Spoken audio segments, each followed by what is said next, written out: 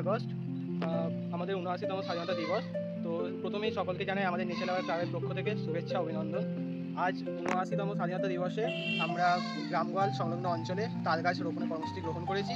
তো আজকে স্বাধীনতা দিবস উপলক্ষে আজকে আমরা এই যে প্রায় ৭৯০টি তাল গাছ আমরা রোপণ করবো আজ।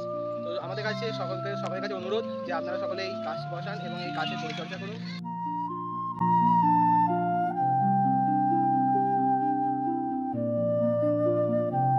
আজকে ৭৯তম স্বাধীনতা দিবসে আমরা ৭৯০টি তাল গাছ এই এলাকার পাশ দিয়ে অর্থাৎ গ্রামগলের ব্রিজের পাশ দিয়ে লাগাবো। এখানে গাছপালা নেই। স্বাভাবিকভাবে আপনারা গাছ লাগান এবং গাছকে রক্ষা করুন। গাছ রক্ষা একটা বড় ভূমিকা গ্রহণ করে গাছ বৃদ্ধির ক্ষেত্রে।